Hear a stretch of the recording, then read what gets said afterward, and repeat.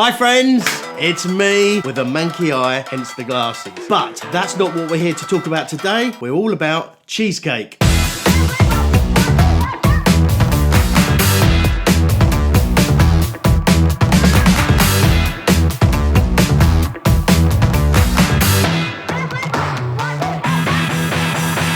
Now, cheesecake is probably one of the most classic desserts around, but there's a massive debate always about what's better, baked or non-baked. So what I'm going to do in this two-part series is show you how to make both of them, so then you can make up your own mind. Now, first of all, this is one of the easiest things you can make, and with just 7 ingredients, you can make the most amazing non-baked cheesecake. All you need is a normal springform cake tin like this. I say normal, this is about 20 centimeters, 8 inch. If you haven't got that exact size, don't worry about it.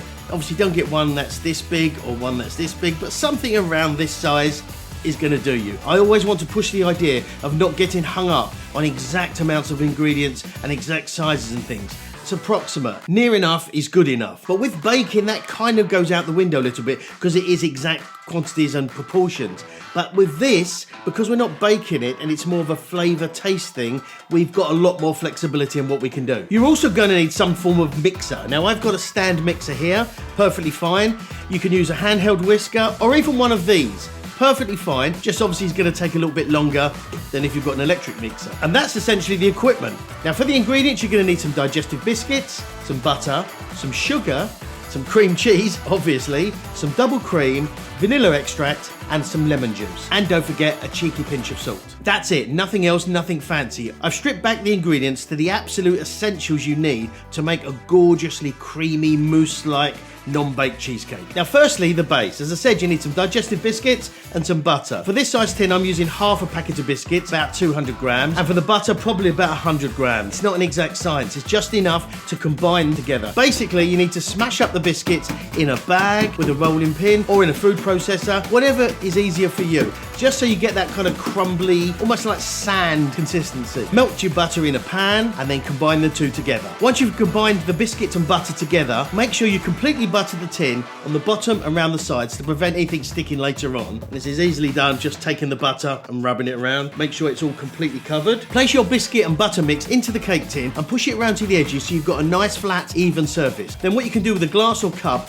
is push that down firm to make sure it's all compacted, even and solid. Now place the base into the freezer to firm up. You could put it in the fridge, but the freezer does it a lot quicker. Now for the filling. I'm using 400 grams of cream cheese, 300 mils of double cream, and 60 grams of sugar. It's not a super exact ratio, but that's a good guide to start with. Place your cream cheese into a bowl and start to soften it by whisking it. To this, add your sugar, vanilla extract, and a bit of lemon juice. And don't forget to add a little pinch of salt. Once everything's incorporated, pour in the double cream and keep whisking on high until the mixture starts to really firm up. You don't want to keep whisking too much because you're going to end up with cheesy butter. But keep going until it starts to really firm up. Now take your cake tin with the base out of the freezer and pour your mixture into it, making sure you've got an even level layer. So all you need to do now is put the cake tin in the fridge for about a couple of hours till it's much firmer so you can actually cut a slice. And whilst that's chilling and firming up in the fridge, we can now improve something that really doesn't need improving, and that's some strawberry coulis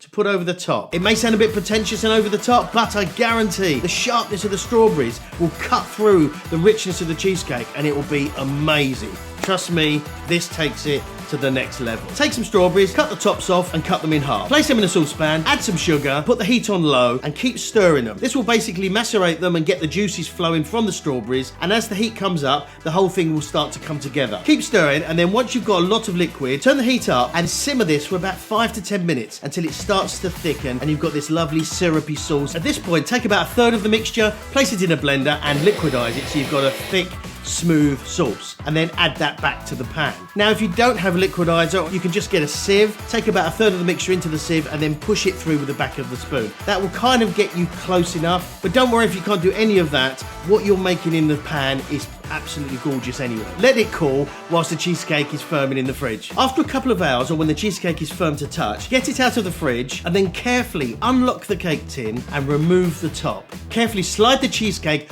off the bottom of the cake tin, and there you have it. One amazingly gorgeous non-baked cheesecake. And now it's time for you to enjoy your gorgeous creation.